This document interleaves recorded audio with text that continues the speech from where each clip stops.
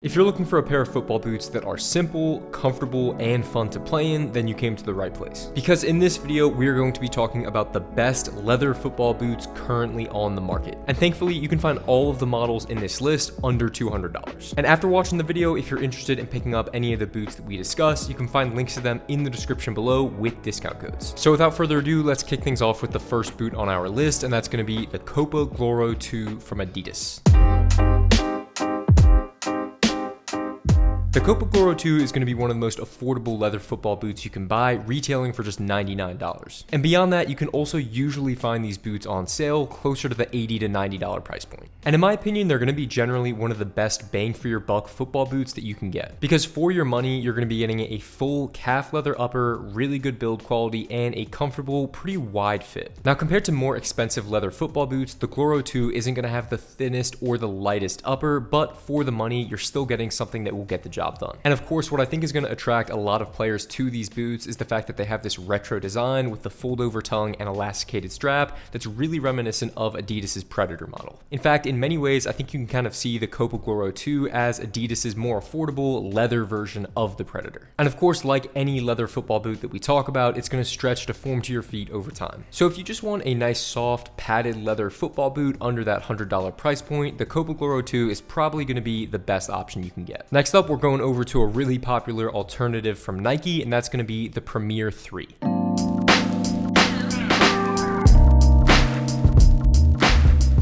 Unfortunately, the Nike Premier 3 has been increasing in cost steadily over the past few years, and now it retails for $120. But even at that price tag, it's going to be great value compared to the rest of Nike's lineup. And while Nike did recently pivot from using kangaroo leather in the Premier 3 to using calf leather, I still find it to be one of the softer leather uppers on the market. I also find that the upper on the Premier 3s feels really thin to the touch, and you can notice that when you're wearing them on feet, and that's pretty rare for a more affordable leather football boot because they usually tend to be a little bit more thick and on the padded side. And obviously this is just personal preference, but I think that the Nike Premier 3 is one of the most aesthetically pleasing boot that Nike sells. And for some reason, I feel like they just consistently come out with some of the cooler colorways for this boot as well, especially if you get it in one of the white and green or white and blue versions. I own both the Nike Premier 2 and the Nike Premier 3, and they were both great football boots. Maybe the only negative thing I could have to say about the Premiers is that the durability wasn't the best compared to some of their competitors, and they usually would only last me about a season before the seams would tear. And another reason I like the Premiers is that most of the boots in Nike's lineup tend to run pretty slim all the way from the heel to the toe box. It's just generally a feature of Nike football boots,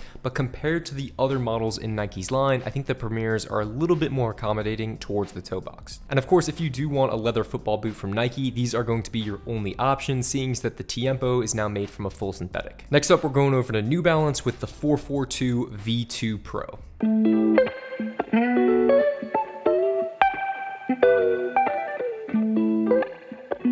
Now, I understand that New Balance have also released a 442 Elite model over the past month, and that is going to look very similar to the V2 Pro that I have here, but instead of this open traditional lacing system, you're going to have a stretchy knit material running through the center of the boots. Just for reference, the V2 Pros that I have here are going to retail for $130, even though you can often find them on sale below that, and the new 442 Elites are going to retail for $150. And honestly, if you have really wide feet, these are probably the boots that you're going to want to pay the most attention to in this video, because New Balance really kills it when it comes to designing wider football boots, especially up towards the toe box area. In fact, the version of the 442s that I'm holding here is the wide variation, which gives you even more room across the front of the boots. And something I really like about the 442 V2 Pro is that they're kind of deceptive in that when you just look at them from afar, they seem very traditional. You may even think that they're a little bit bulky just looking at images of them, but that couldn't be further from the truth. They're extremely thin and very lightweight, both in your hands and when you get them on feet.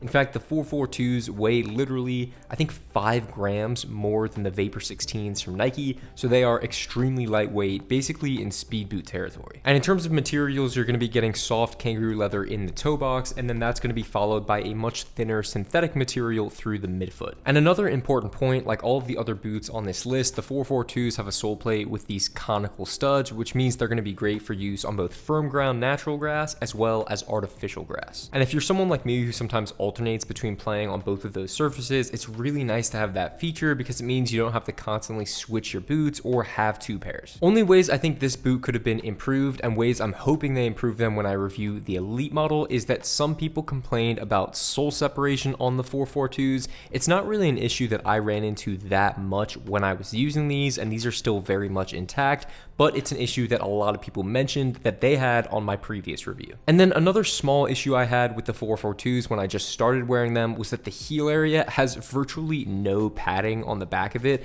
and so your heel ends up kind of rubbing against the external heel counters, and that just gave me a couple blisters probably in my first 2 to 3 sessions, but to be fair, they did go away after a couple weeks. And honestly, once I moved past that point, the comfort, lockdown, and especially the width of these boots were amazing. I just found them a lot of fun to play in. With the next boot on our list, we're going back to the 3 stripes of Adidas, and we're talking about the Copa Icon 2.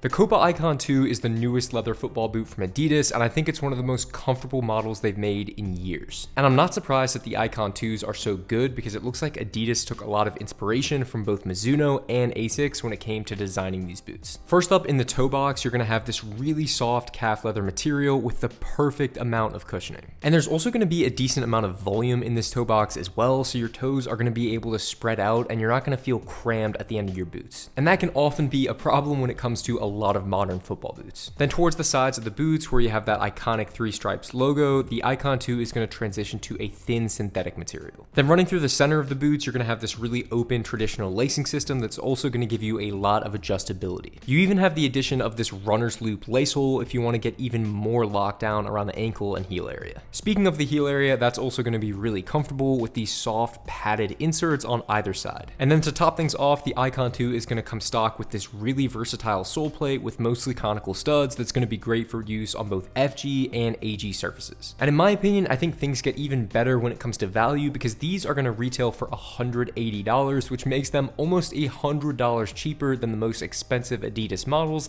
like the F50 Elite and the Predator Elite. I think the Icon 2s are definitely on track to be one of my favorite boots of the year. I'd recommend checking them out if you haven't yet. Next up, we're going to a boot that I think was a big inspiration for the Icon 2, and that's going to be the Asics DS Light Xfly 5.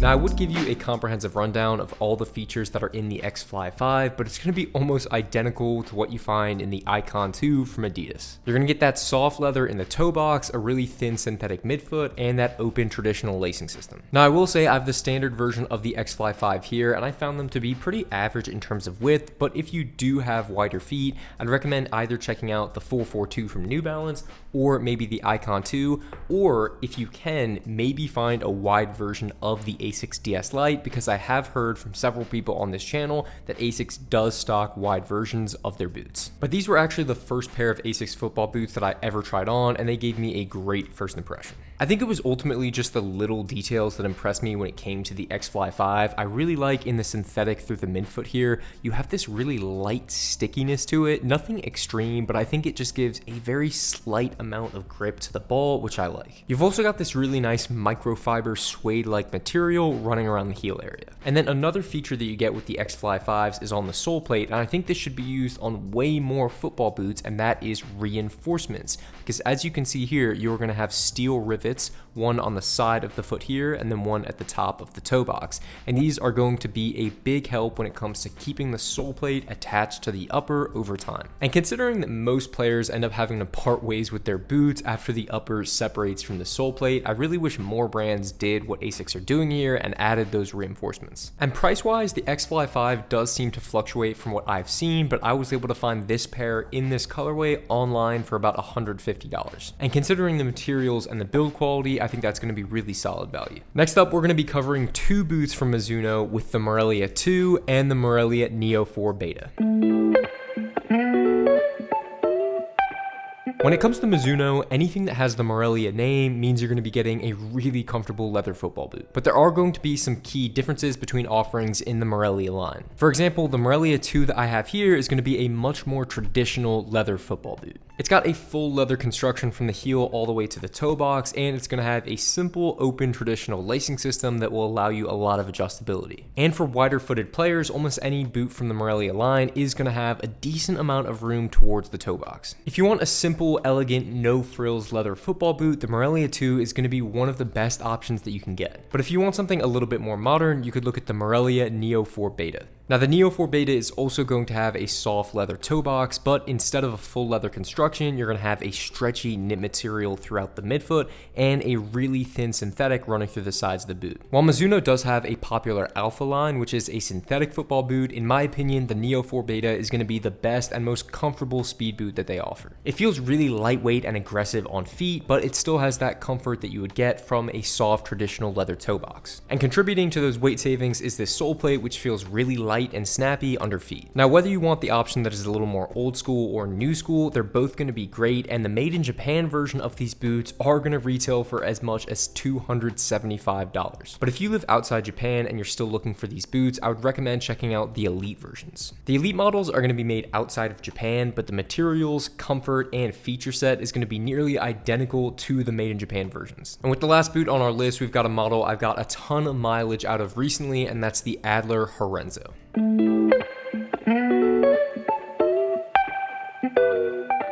Now there are so many things I love about these football boots, and if you want a comprehensive full review of the Adler Henzos, I would check out my full video on the channel. Now Adler is going to be a smaller company, but that's not what attracted me to these boots in the first place. I think what it really was just when I saw images of these boots, I just thought they looked really unique, because I've tried out some models from smaller companies before, and honestly, sometimes it can get pretty repetitive because sometimes they just feel like copies of other popular boots. But of the dozens and possibly hundreds of boots that I have tried on over the years, I don't know if I've ever seen a leather football boot that looks or feels quite like the Adlers. And even though these boots now have kind of lost their white sheen that they had when they were brand new, I still don't get tired of looking at the stitching on these boots just because of how meticulous it is. And you really just get flowing kangaroo leather all the way from the top to the bottom of these boots with no breaks, no synthetic material whatsoever. Now from an aesthetic perspective, these are probably not going to be everyone's cup of tea. Some people will like it, some people maybe not so much, but I like how minimal these are, and I like the fact that there's not really obnoxious branding anywhere on the boots. All you really get is this little Adler logo in gold towards the sides of the boots. But the coolest thing about the Henzos from a fit and feel perspective compared to some of the other options that are still great on this list is that they have a razor thin leather upper. So these boots are not padded. I would never use the word padded, I think, to describe these boots because they just don't really have almost any cushioning to them. And some people may not be expecting that when they try on a leather football boot for the first time, because most leather football boots do kind of have that cushiony sensation to them, but these actually just wrap around your feet really tightly, almost like a leather glove. And also, I talked about how I really like the reinforced sole plate on the A6 DS Light. If you look at the back of the Adlers here, you can actually see that this sole plate is stitched all the way around to reduce the possibility of sole separation. And that is something that is exceedingly rare to see. Only thing weird about ordering these boots online was the sizing, which was very different to what I'm used to. I looked at recommendations from other players who had gotten these boots before, and I went a full size down, and that's definitely what I would recommend. They run extremely long. So I typically go with a 10.5 US in all of my football boots, and I got these in a 9.5, and that size worked for me. And then for those wondering about price, the Henzo are going to retail for $150, and then with shipping that's going to be another $20, so I would pretty much put them at $170. And guys, that is going to do it for this video. So to kind of recap things, if you're looking for a great, more affordable leather football boot, I would point you towards the Copa Gloro 2 from Adidas, the Nike Premier 3, or the 442 from New Balance. And then if you're looking to pick up something a little bit more premium, I would look at either one of the Mizuno Melias or potentially going over towards the A6 DS Light or probably two of my favorites right now. Those are going to be the Copa Icon 2 from Adidas and the Adler Henzo. And if you guys have tried on any of the boots in this video, or if you think I'm missing a football boot, please let me know in the comments below. Thank you guys for watching. Please leave a like and subscribe to the channel if you've enjoyed, and I will see you in the next video.